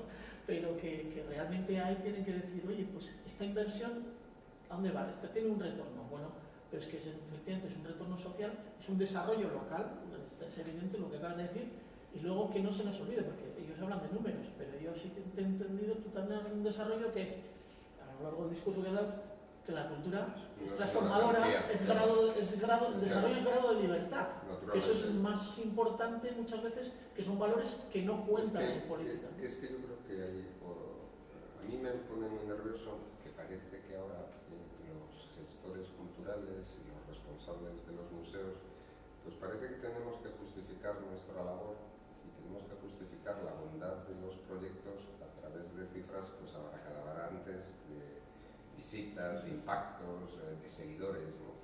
Pero yo, y me parece que todos los que se sientan defensores de lo público, pues esto es un punto de vista. Yo tengo una gran suerte, es que soy el gestor de un museo público 100%, posibilista, porque intentamos efectivamente que además de la financiación pública, pues no desdeñamos cada euro privado que podemos arañar, pero donde los euros privados son a mayores y donde las necesidades del museo van cubiertas por el presupuesto de todos, un presupuesto público, porque se les señala una prioridad. Y a mí me parece que la cultura, y hablo de la cultura en sentido amplio, pues ese discurso donde parece que hay que justificar la inversión en cultura en el retorno económico es muy peligroso, porque es como si yo empiezo a ponerles otro ejemplo, porque yo creo que las grandes teorías, toda teoría debe ser, incluso para polemizar sobre ella, reducida a ejemplos, ¿no? Es como si yo, para justificar la inversión en sanidad en un determinado señor, empiezo a hacer el cálculo de la esperanza de vida de ese señor. Oiga, yo lo que creo es que la vida es un valor sagrado y entonces todo ciudadano que está en este país tiene el derecho a ser asistido, a ser protegido y a ser curado, y no me preocupo de la utilidad de ese ciudadano, o a lo que me voy es una sociedad monstruosa donde yo no quiero vivir. A mí me parece que en cultura lo que no podemos renunciar los gestores es a ese punto de vista. A mí me encanta que nosotros este año, el museo por primera vez en 6 años, vamos a dar una cifra de visitas menor que años pasados. Todos nuestros años han sido crecientes. ¿Y qué? Da igual. Da igual, es un vector. Igual habría que preguntar, los políticos deberían obligaros a los gestores públicos a preguntar a tus visitantes cuánto más felices son antes de entrar que después de entrar al museo, en vez del número, ¿no? Y ya no es solo, o preguntar por la calidad, por lo que se hace y por los programas que se desarrollan. A mí me parece que ahora mismo un museo público tiene que tener un papel, y yo creo que es muy importante a la hora de construir una dinámica de lo colectivo. Nosotros en Atapuerca, y bueno, uno de los codirectores de Atapuerca, que a mí personalmente me ha influenciado mucho, que es Eduardo Carbonell, tiene una visión muy clave de construcción social. Yo creo que en el momento actual, donde hemos pasado, y yo creo que no es una broma, de un sistema que os decía antes de economía de mercado a una sociedad que parece de mercado, el que existan reductos financiados públicamente que son de todos, que la gente sienta como suyos 100%, y donde al final se esté intentando reivindicar un valor que yo creo que es el que construye sociedad, y el valor que a mi juicio construye sociedad es el valor de lo intuitivo, es decir, el valor del cuidado, y el cuidado que también yo creo que la arqueología nos da grandes ideas sobre esto, del cuidado de nuestro entorno en primer lugar, del cuidado de la sierra, del cuidado de lo ecológico, pero también del cuidado del otro, y cómo a través del papel del museo como agente podemos hacer una reflexión sobre los problemas del hoy, sin educar, es simplemente una reflexión, porque nosotros no aspiramos a adoctrinar a nadie, lo que aspiramos es a que muchas personas puedan dar puntos de vista, y de alguna forma lo único que exigimos es que ese punto de vista contribuya a una visión que nosotros tenemos de lo sagrado que es el ciudadano y de lo sagrado que es esa labor tuitiva que tiene el museo, y eso es lo que estamos intentando desarrollar. Que a partir de ahí, lógicamente, una inversión tan importante debe ser bien gestionada, desde luego, pero no porque la inversión haya sido tan importante, sino porque es una inversión pública, y las inversiones públicas deben ser bien gestionadas, tanto las que son muy grandes como las que son muy pequeñas, porque yo creo, y esto es, en fin, absolutamente fundamental, que todos tenemos que sentirnos partícipes del desarrollo de una sociedad, y tenemos en ese papel de desarrollo, yo creo que como gestor cultural, tenemos que ser capaces de invitar al público, y tenemos que ser capaces de predicar. Y digo predicar no para que nos acepten o no para que nos compren el discurso, sino para que haya más voces que los anuncios mercantiles y las ofertas de Amazon. O sea, porque tenemos que ser una sociedad donde se pueda hacer algo más que comprar.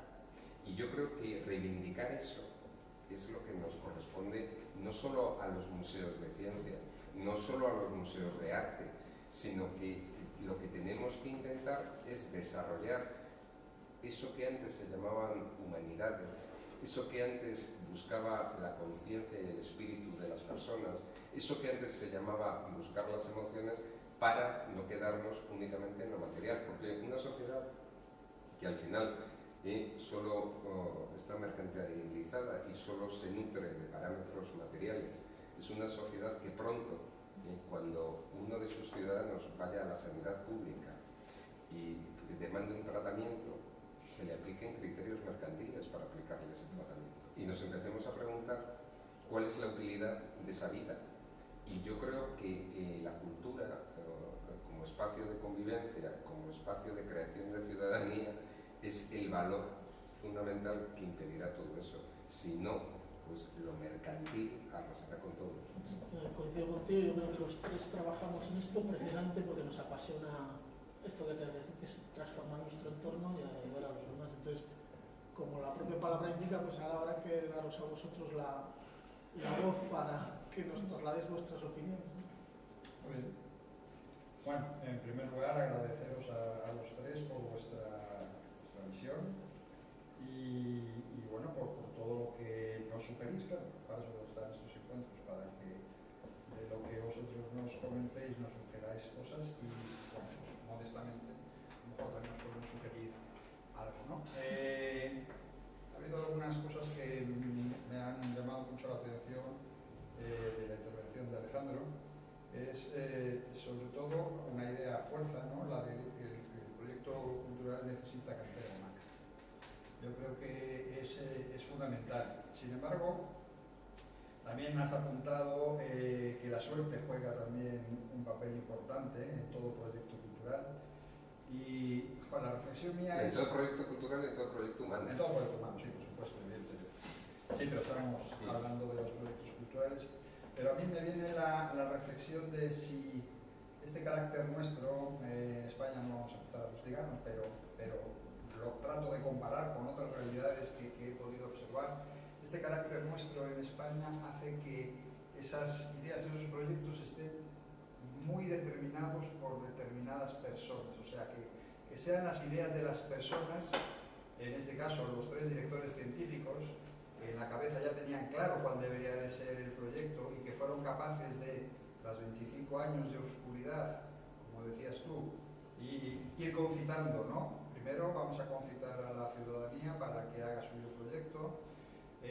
Otra idea que se ha apuntado, que me ha gustado mucho, dice: la respuesta de la ciudadanía es la que condiciona después la respuesta de las administraciones. Eso es fundamental. Cuando el político siente en el cogote el aliento de la ciudadanía que le está pidiendo que haga cosas, pues evidentemente es cuando, bueno, pues si le costaba aflojar la pasta, pues se va convenciendo de que a lo mejor hay una cantera de votos. Al fin y al cabo, cada uno después también en su perfil.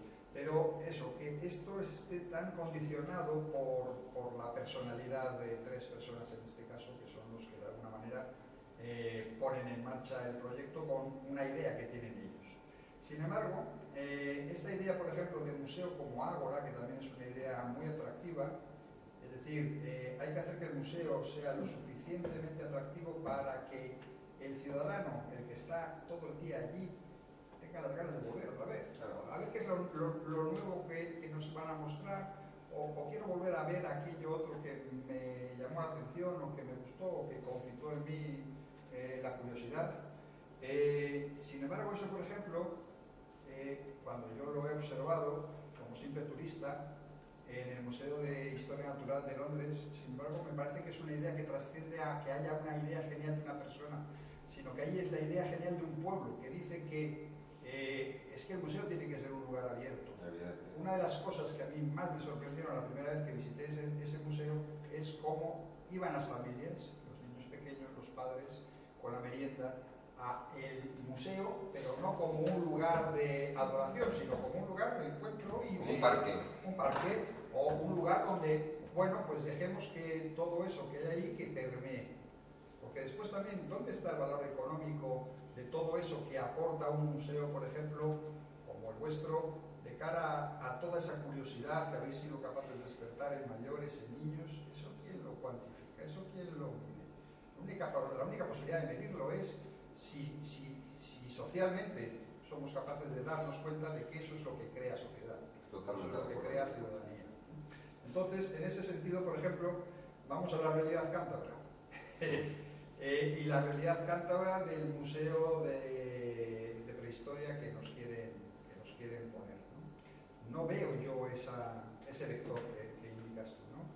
No veo yo, y mira que tenemos un patrimonio rico, y mira que tenemos un patrimonio del que deberíamos de estar orgullosos, como bien comentaba Dino, es que ha salido en efecto en Google ahí el bisonte y nadie ha reflejado algo que es tan nuestro, ¿no? Tan característico o tan distintivo de Cantabria. Entonces, ¿cómo es posible que construyamos un museo que debería ser orgullo para nosotros, un museo de la prehistoria, y en la que no se ha tenido en cuenta para nada, pues eso, a los profesionales de la arqueología, a los profesionales de la prehistoria, que no haya un equipo detrás de personas, otra vez, no la cantera de personas que sean las que se pongan al frente de este museo y hagan que este museo, no en el corto plazo, sino en el largo plazo, ¿de acuerdo?, pues sea un referente y que sea, pues, de una manera distinta, no todo tiene que ser el modelo Atapuerca. Seguro que hay muchos modelos que pueden triunfar, cada uno con su idiosincrasia, y bueno, pues lamentablemente tenemos una administración que esto no lo entiende. Y además que esto después lo quiere incardinar dentro de un proyecto que yo no acabo todavía de entender, el del famoso Círculo Cultural de Santander. No lo acabo de entender porque se está haciendo al margen de la gente, fundamentalmente. No estamos allí para, bueno, pues discutir, hablar, pensar en colectivo qué tipo de anillo cultural o qué tipo de círculo cultural queremos para esta ciudad. Entonces, en ese sentido, bueno, pues me gustaría conocer un poco vuestra idea, en este caso la de Lino y la de Ángel, ¿no?, de qué deberíamos de hacer para que a lo mejor a partir de esta experiencia de Atapuerca, tomada como ejemplo, hiciésemos que este museo, que todavía es nonato, aunque ya hemos visto que hay partidas ahí en los presupuestos para lo que es lo de siempre, la carcasa, pero no hay nada dentro de la carcasa, que es lo que realmente hace que un edificio sea vivo. ¿Qué ideas creéis que se pueden hacer, tomar en ese sentido? Bueno, antes, tomando un café, yo daba mi opinión a ellos de lo que creo que debe ser un museo, y yo soy partidario de que los museos sean elementos grandes, con grandes inversiones. Por ejemplo, en Cantabria, yo no sé por qué, pero tenemos muchísimos micromuseos, muchísimos centros de interpretación, que antes decía Alejandro, es decir, muchas veces invertimos muchísimo dinero en cientos de pequeños centros, y no tenemos nada grande. La gente cuando va a Burgos va a ver el Museo de la Evolución Humana porque es un centro muy atractivo, donde podemos pasar ahí todo el día, incluso podemos volver varios días porque va a haber una actividad cultural importante. Eso aquí no pasa. Tenemos, por ejemplo, el Museo de la Naturaleza, el Museo de Carrejo, el Museo de Tudanca, el Museo Etnográfico, el MUPAC, el Museo de Arte Moderno, el Museo Etnográfico de no sé dónde. Es decir, cada uno con su director, si es posible, si lo tienen con conservadores, con personal de sala. Son inversiones muy grandes. Y al final, vale, no es correcto hablar de cifras, pero hay museos que no tienen ni una visita. Ni una visita en todo el invierno, por ejemplo. Hablamos del centro, por ejemplo, de Camesa Rebolledo, que estuve años trabajando ahí en las excavaciones. En invierno aquello no iba nadie. Es decir, ¿te das cuenta de tener una persona ahí todos los días? Pues no. Yo creo que hay que ser consecuentes con esas inversiones. En Santander, el famoso anillo cultural está bien, pero caen en el mismo fallo. Son microcentros repartidos por toda la ciudad. Pero luego cuando quieren realizar algún tipo de inversión, no tienen, porque todo ese dinero va en mantener cada centro. Es mantener el status quo sin hacer nada más por la cultura. En Cantabria yo creo que sí, un nuevo MUPAC, pero no solo un MUPAC de prehistoria, que siempre nos dicen, no, es que es la joya de la corona. Vale, sí, la joya de la corona, pero en Cantabria tenemos no solo el arte prehistórico, tenemos también otras épocas, tenemos también grandes yacimientos de la época de Atapuerca, tenemos grandes yacimientos romanos, de época cántabra, por ejemplo, de época medieval, incluso de época moderna, que no se le da ningún tipo de consideración. Yo creo que debería haber un gran museo que agrupase todas esas cosas y que fuesen un centro de receptor de cultura, donde se pueden hacer inversiones reales, y no se pierda el dinero en microcentros. Esa es mi visión, para no ser lo que tendrán. No, sí, un poco la línea también del otro que comentabas, la otra parte, no voy a repetir esta, efectivamente es la de hacer nuestros los proyectos sociales. Es decir, nosotros, se presentó hace un año, la primera semana de agosto de 2017, el plan del arte rupestre de Cantabria, en la que está un proyecto de todo lo que no solo se va a ser el MUPAC, sino basado en las cuevas y con dos ejes, aparte del MUPAC, tiene otros dos ejes, que eran Altamira, el centro de la UNESCO que está por ver si llega a España en algún siglo, y el centro de interpretación de Puente Viesgo, que se ha presentado el otro día, se presentó el proyecto, ya se licitó, lo han ganado los arquitectos asturianos, bueno, una de ellas es de Santander, pero bueno, tienen y a lo que iba, ahí se les dijo al anterior equipo de cultura y a Roberto Ontañón, que lo presentaban,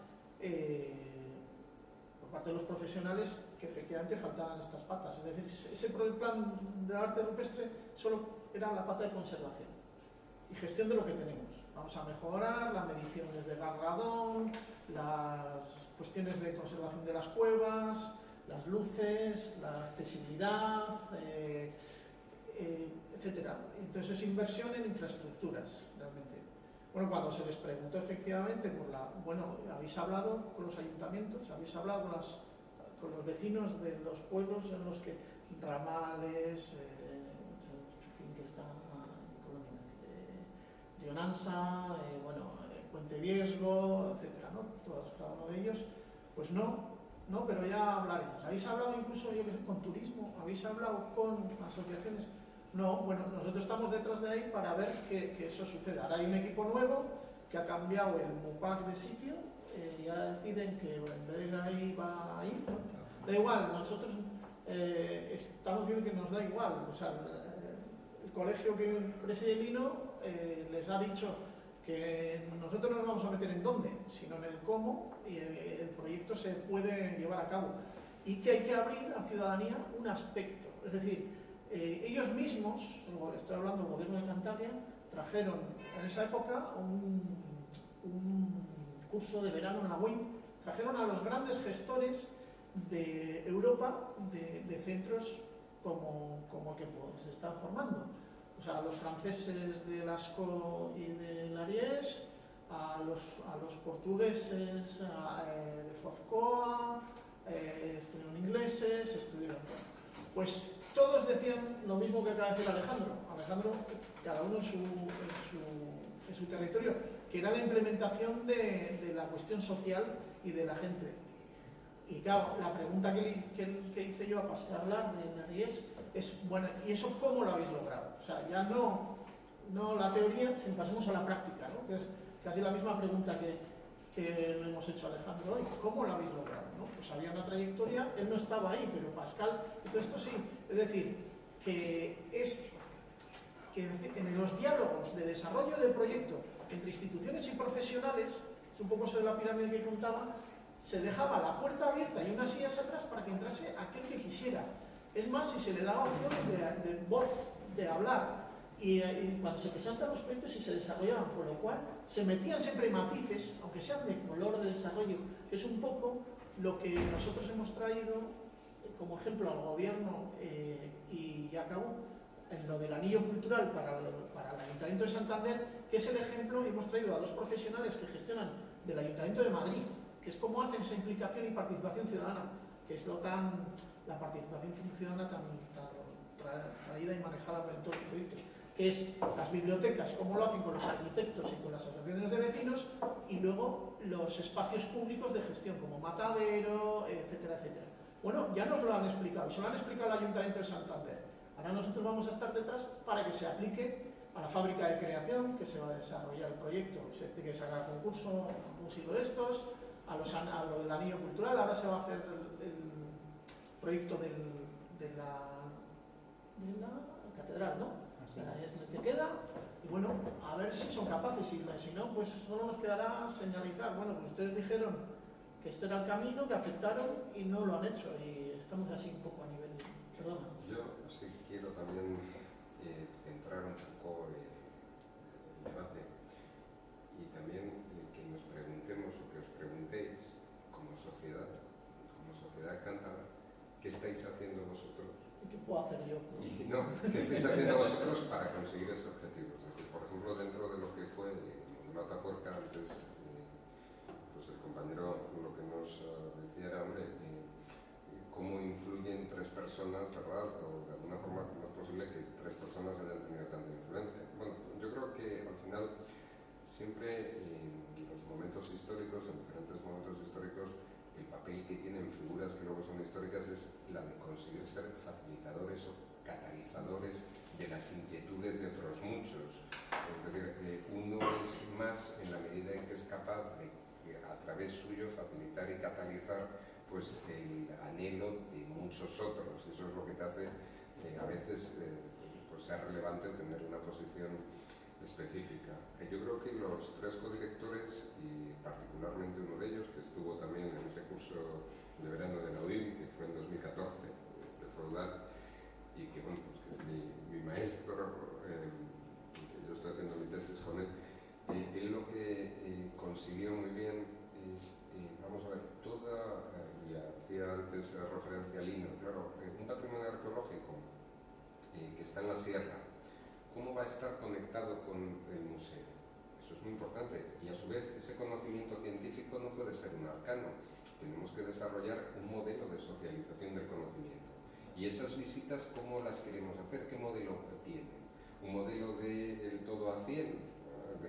Venga usted y la hacemos más cortita, o hacemos un modelo de profundización donde, por ejemplo, ahora mismo prácticamente el 100% de nuestros monitores, todos los monitores que están implicados en la las visitas en la Sierra de Atapuerca participan y son investigadores del equipo arqueológico. Claro, es que eso te da un nivel de calidad muy grande y a su vez un gran porcentaje de ellos son doctores. Claro, es que eso es un círculo virtuoso. Pero todo eso, ¿en qué está basado?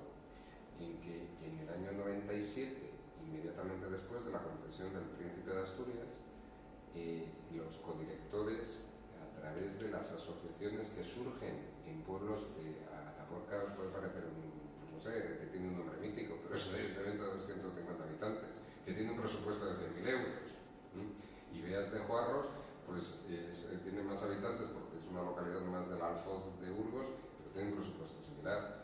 Y una pobre gente, entre comillas, pero que tiene una idea, y en el momento en que la gente tiene una idea y tiene un anhelo, ya no son pobres, sino que son activos, llenos de futuro y llenos de fuerza, organizan unas visitas y organizan un verdadero sistema de gestión de visitas que funciona durante 14 años, hasta que constituimos el SACE. Claro, tengo yo mucho mérito de organizar un sistema de gestión de visitas cuando tengo 14 años previos de experiencia organizados desde la ciudadanía. Pues tengo bastante poco mérito, es más, y es fácil incluso profesionalizarlo, hacerlo pues, un poquitín más eficiente, y donde hay una visión que es que el museo esté conectado con la sierra a través de unos autobuses lanzadera que parten del museo y que por €1 te llevan al yacimiento. Oiga, ¿y esto no tiene mucho coste? Pues sí, mire, esto tiene un coste de 100.000 euros al año. ¿Pero qué genera? Pues eso genera que de mis 160.000 visitas que pagan entrada, 80.000 vayan a la sierra. Y esos señores que van a la sierra, hombre, pues suelen comer por allí. Naturalmente tengo yo a todos los hosteleros, todos me odian porque dicen que pongo los autobuses a unas horas que a ellos no les son favorables. A su vez, los hosteleros de Burgos también están muy cabreados porque dicen que como van a comer a la sierra ya no comen en Burgos. Y entonces yo digo, bueno, pues quitamos las lanzaderas. Entonces dicen, no, mira, lo dejamos como está. Vale, fenomenal. Yo creo que la administración también, y cuando uno tiene una responsabilidad pública, también lo que tienes que tener es mucho la visión del proyecto y no dejarte llevar. A nosotros lo que nos importa es la conexión del museo con la sierra. Yo comprendo que a los hosteleros les venga bien que esa conexión se haga a la hora de comer y que además la gente tenga pausa para tomarse cubatas, pero es que eso a mí, como gestor, no me interesa nada. Yo entiendo que se cabreen mucho conmigo, pero es que me da igual. A su vez, yo volvería a poner la pelota del tema concreto en la sociedad civil. Si alguien está esperando que la administración llegue con 300 millones de euros y organice, digo 300 como, no lo sé, como 400, ¿no? Entonces, como, yo qué sé, como hicieron en Asturias con el Niemeyer, monten allí un platillo volante, llega de repente un marciano y un platillo volante y dice, mira, ya he llegado. Pues genial, ¿y qué? Ya has llegado, ¿y ahora qué hacemos? No, pues muy bonito, y ahora mantener esa infraestructura de trayendo recursos públicos de otras necesidades. Es que a mí, pues con esto tengo dudas, y también te digo que es uno de los debates estrella dentro de la asociación. Yo creo que hay determinados proyectos que merecen ser grandes y que requieren por su propia construcción y por su propia proyección, pues digamos una concepción ambiciosa, pero a su vez yo defiendo que hay muy pocos proyectos que tengan o merezcan esa visión. Es decir, a mí me parece que uno de los grandes enemigos que tiene la cultura ahora mismo, bueno, tiene dos grandes enemigos. El primero, la mercantilización de la sociedad, a los que os hacía referencia antes, y que parece que cada vez que hay una crisis se quita de lo superfluo, oiga, y siempre caemos nosotros en el saco de lo superfluo. Y cuando yo en otras responsabilidades parecía que iba a negociar subvenciones a cara de perro de la que dependían de puestos de trabajo, pues parece que, no, mira, ya vienen aquí los de la pandereta y la cabra. Oiga, miren, yo soy interventor de la administración del Estado y de la pandereta y de la cabra, nada. Pero la cultura es un sector productivo que ahora mismo en Castilla y León supone el 4% de nuestro PIB y que debiera suponer más, porque sin embargo con la cultura y el turismo hay casi 15 de cada 100 trabajos están desarrollados con ellos. Y a mí me cabrea mucho, y perdonadme este soliloquio, que nadie discute las inversiones que se le dan a las industrias, o a la agricultura. Pero, ¿qué es la PAC? ¿Pero qué es la PAC? Y todos, que yo no digo que quiten la PAC, no, pero lo único que digo es que parece que cuando hablamos de subvenciones, solo hablamos de lo mío. No, nosotros creemos que existe una sociedad y un Estado que llamamos un Estado social del bienestar, donde el Estado es un agente activo en la economía. Y por eso, como es un agente activo en la economía, subvenciona que se implanten industrias, ¿verdad? Y les perdona impuestos para que generen puestos de trabajo, da un trato de favor a la agricultura y tiene que tener en cuenta que existe un sector productivo, que es el nuestro, que es la cultura. Y que ese sector productivo no solo es un sector productivo, sino que es un sector que ontológicamente también produce, también es útil, porque nos hace ser sociedad y hace que podamos convivir juntos sin convertirnos en bestias.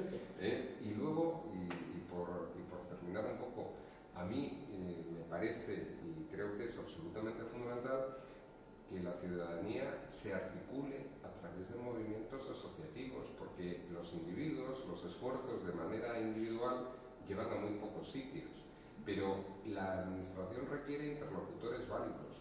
Cuando, si hubiera, por ejemplo, una asociación de amigos, por llamarlo de alguna manera que no sé si existe, una asociación de amigos del museo, con un número relevante de miembros, con un número relevante de actuaciones públicas, con un número relevante de actuaciones de prestigio, pues evidentemente yo creo que, y es que además el asociarse no significa asociarse únicamente para decir que mal lo haces, porque es que eso es muy fácil, ¿no? Nos vamos al bar y hablamos de lo mal que lo hace Lopetegui, sobre todo ahora que pierde.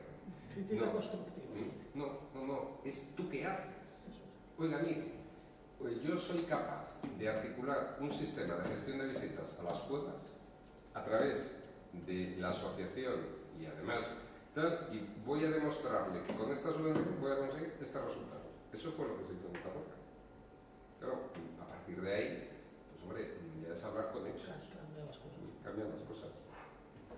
Bueno, si queréis ir terminando ya. ¿Algún comentario más? Sí. Yo quería comentar una curiosidad que tengo en la relación de la política con el tema cultural, que históricamente sabemos que la política intenta, por simplificarlo, que tengamos la mínima cultura posible para que seamos lo más manejable posible. Entonces, dentro de esa línea, Atapuerca es una paradoja, es un oasis en un desierto, por desgracia, que se mueve en otra línea. Y a mí la duda que me despierta es, lógicamente, Atapuerca no es una iniciativa política, no nació desde la política, nació desde abajo, por así decirlo, y por sí mismo pues se ha ganado un valor que, lógicamente, incluso los políticos no han podido parar y han tenido que subirse para no quedarse retratados como lo que normalmente son. Entonces, la pregunta mía es, después de las más de 2 décadas que lleva rodando, si a día de hoy, desde el sistema Atapuerca, notáis que el político ha asumido el valor realmente cultural o notáis que siguen yendo con el freno de mano intentando, ¿sabes?, a ver si esto tenemos suerte y peta, ¿sabes?, si podemos volver a una normalidad acultural. Bueno, yo creo que es muy buena la pregunta y muy buena la inquietud. Sabéis que en esta sociedad tan mercantilizada nuestra, hace unos años había la preocupación sobre los bancos que llamaban sistémicos, que se hablaba de aquellos bancos que no podían quebrar porque si quebraba ese banco sistémico se iba todo a paseo. Yo puedo hablar desde mi experiencia, como director gerente del sistema Atapuerca, que no me he puesto a la Virgen María, que ha sido un nombramiento. A mí jamás en el sistema Atapuerca y desde esta responsabilidad he tenido ninguna obstrucción a la labor de socialización del conocimiento que estamos desarrollando. Pero también te lo digo, es que Atapuerca, pues lo hablaba antes con compañeros, ¿no? Es que yo creo que en los proyectos culturales, en los gestores culturales, mira, yo soy coordinador de una asociación que lógicamente no hace otra cosa que decirle muchas veces a la administración lo que no hace bien. Y a su vez, pues a mí esa misma administración me ha nombrado para desarrollar esto. Bueno, pero es que la responsabilidad que tenemos los gestores culturales es con nuestros proyectos. Y ante todo, nuestra responsabilidad es con el proyecto y con el ciudadano. Y luego, bueno, pues el político tiene otra responsabilidad, que es ganar las elecciones, porque la política, a mi juicio, esto es una visión muy parcial, hay algunos que dicen que es el arte de presentarse a las elecciones y ganarlas, ¿no? Bueno, nosotros simplemente somos gestores culturales y nuestro ámbito de actuación es el de una responsabilidad que tenemos con nuestro proyecto y con nuestros usuarios. Yo puedo decir, y lo digo con total tranquilidad, que, vamos, os voy a dar un ejemplo muy sencillo que antes daba, todo el mundo sabe que yo hoy estoy aquí en la sede de Podemos de Santander, en Castilla y León, gobierna el Partido Popular, a mí nadie me ha llamado y me ha dicho, oye, no vayas, pero es que también te digo, es que en una sociedad como la que yo creo que debemos construir, o la que debemos vivir, es que esa llamada sería absolutamente imposible. Ojo, también te digo, yo tampoco he llamado para preguntar si debo ir. ¿Me entendéis lo que digo? Claro, muchas veces la gente, es que se mete a hacer preguntas que no debe. Tú como responsable que eres de tu propia libertad, debes administrarla. Y me parece que ya te contesté. Yo quería decir una cosa. Has dicho ahora que a los políticos no les interesa utilizarnos porque somos más o menos unos que queremos que seamos unos borregos. Yo creo que no es así, yo creo que es al revés. La mayor parte de los políticos son unos borregos. Y lo que no entienden es el valor de la cultura y cómo eso se puede desarrollar.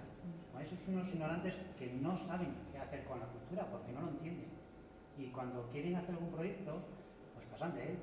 Yo que estoy bastante acostumbrado a trabajar con muchos ayuntamientos y con los políticos a veces de la propia consejería, se dan cuenta de ello. No saben lo que tienen entre manos. Y cuando les dicen, no, es que quiero desarrollar este proyecto, dicen, yo sé que me interesa, a mí no me interesa, pues no sé, no entiendo de ello. Y a no ser que seas un buen mercader que sepa vendérselo bien, pues no van a invertir en ello. Y prueba de lo que estoy hablando es, pues eso, que vamos a tener un MUPAC. ¿Qué es un MUPAC? Una exposición muy bonita. Y ahora vamos a leer el archivo de la fuente. Es que es muy importante. Bueno, pero ¿qué valor tiene? Todo es así, es que no están culturizados la mayoría de los políticos. Yo creo que debería haber alguna figura institucional, tanto en los ayuntamientos o las propias consejerías, que son los técnicos y los gestores de patrimonio, que son técnicos fundamentales para ayudar a los políticos a desarrollar estas funciones y que en la actualidad no la tienen. A mí un político me ha llegado a decir, ¿eso a quién le interesa? Cuando estamos en un yacimiento que era muy importante, y al que al final han destruido. Una última, simplemente lo ha apuntado también Alejandro, pero no nos ha dado las claves, simplemente lo ha dejado y supongo que vosotros también tenéis vuestra idea. La interacción, turismo, grandes instalaciones culturales, ¿no? ¿Qué idea tenéis o cómo creéis que debe de ser esa interacción? A los tres. Bueno, yo si quieres al revés. Empiezo yo. Vale.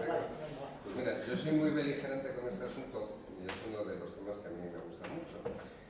Porque yo creo que una de las grandes catástrofes que han tenido las consejerías de cultura ha sido fusionarse con el turismo. Pero eso es una visión mía. Es decir, parece que ahora mismo, entronca con la visión que os daba antes, todo aquello que no se reconduce a datos, es decir, un museo no tiene un número abracadabrante de visitas, ya no es un museo. Oiga, mire, yo no pienso así. Antes turismo estaba en industria. En la propia Consejería de Cultura y Turismo en Castilla y León se unió, que fue una idea genial de alguien, en el año 2003. Bueno, a mí no me gusta. Antes industria estaba con comercio, era comercio, industria y turismo. Y a mí me parece que el turismo, sobre todo en España, tal. ¿Por qué? Porque hay determinadas claves del turismo que no tienen nada que ver con la cultura.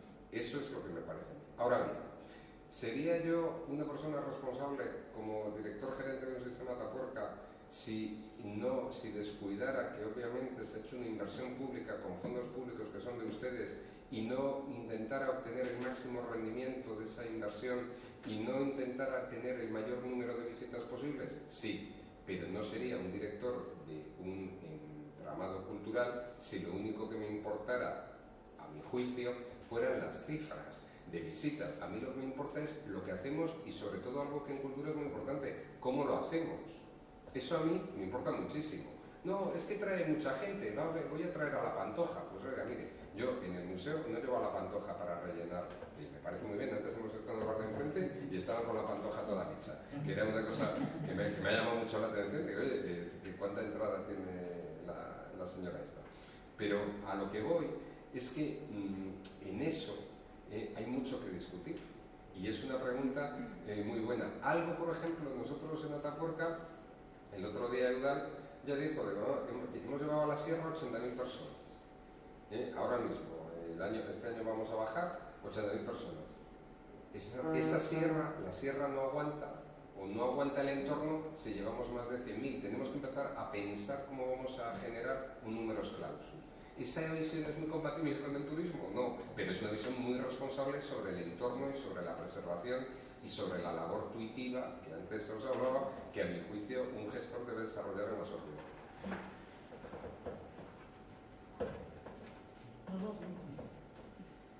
Pues bueno, yo opino más o menos lo mismo que Alejandro, vamos, que esa debe ser la labor que tiene. No, bueno, ya para acabar, como dices que enlazo tu pregunta con una reflexión tuya primera en la que, por ejemplo, esto sí se tiene en cuenta en una cosa que suele a nivel nacional en la gestión pública del patrimonio arqueológico pasar desapercibida, que es la conservación preventiva a la cual Altamira, ¿no? Ya que estamos en Cantabria, que hay uno de los puntos que ya no se llama impacto económico de tal, sino es la medición del impacto social del proyecto Altamira, ¿no? Y que trae a colación, como digo, tu primera reflexión sobre, oye, pues ese impacto que puede haber, o si se mide más allá de los números, se ha preguntado a la gente de Santillana del Mar, se ha preguntado a los cántabros y se preguntó a los visitantes de Santillana y de Cantabria, que venían a Cantabria, por su parecer en determinadas cuestiones, y se han incorporado sus opiniones al plan, y ahí la gente del plan, liderada por el Instituto de Patrimonio Cultural de España, es la que exige, digamos, al político que le toca, al Ministerio de Cultura, desarrollar políticas que tengan en cuenta eso. Y en esa línea está lo del turismo, que es también, me acuerdo, asistiendo a un curso del Instituto de Patrimonio Cultural de España sobre estos temas con los gestores y responsables de monumentos clave a nivel nacional y que tienen esos problemas de carga de visitantes, ¿no? Como son la Alhambra de Granada o Santiago de Compostela. Y al final de estos, y ya acabo también enlazando con lo de Cantabria, es decir, para nosotros es una oportunidad, como territorio para Cantabria, pero volvemos, tenemos que decir entre todos qué tipo de turismo queremos. Si queremos un proyecto cultural en el que estemos, bueno, como hemos hablado, vamos a repetirnos, digamos, bueno, pues un problema que tenemos en Cantabria es la despoblación. No tenemos el tipo de despoblación de Galicia o de Extremadura, tal, no. Tenemos otro tipo de despoblación, pero es que aquí no se va a las ciudades. Ni Torrelavega y Santander pierden población. La gente se va fuera de Cantabria. Con lo cual, digámoslo así, podemos matar, no sé si 3 pájaros de un tiro, ya que nos ponemos a planificar la cuestión cultural y turística. Es decir, pero hay que decir que queremos ser. Pues un turismo responsable y sostenible. Vale, pues llamemos a esa gente que efectivamente sí quiere consumir, que quiere decir pagar por un servicio, pero que quiere tener contacto con la gente de los lugares que visita. Aunque tú no hables inglés o francés, ellos quieren conocerte, tus usos, tus costumbres, tu gastronomía, tu patrimonio, tu identidad, tu territorio. Emociones, sentimientos, conexión emocional que nos vincula a todos como seres humanos de la misma especie. Y eso es, bueno, pues que tiene sus ventajas y sus inconvenientes de gestión y luego ventajas económicas, porque también desestacionaliza, bueno, lo que va buscando todo gestor público y tal. Pero eso ya yo creo que estoy, y acabo de acuerdo con vosotros dos, y la primera apertura que ha hecho Alejandro, de que depende de nosotros y tenemos una oportunidad. El día miércoles que viene, 3 de octubre, es la primera reunión del Consejo Cántabro de Cultura. A las 9:30 en el Palacio, en la Sala Grega del Palacio de Festivales. Está abierto a que la ciudadanía participe. Son profesionales, que pueden ser personas físicas o jurídicas, y la ciudadanía solamente a través de personas jurídicas, es decir, representantes de asociaciones. Pero tenemos la oportunidad, tenéis la oportunidad de participar y decirle en la cara, igual que los profesionales, igual que el resto de actores culturales, qué es lo que opináis sobre determinados temas para que ellos luego conviertan. Esa es la teoría, veremos en la práctica. Bueno, pues muchas gracias por haber venido, muchas gracias a los tres, y que quede como anécdota que vosotros no lleváis a la Pantoja, pero nosotros en Soplao llevamos a los chicos. Con eso ya. Muchas gracias.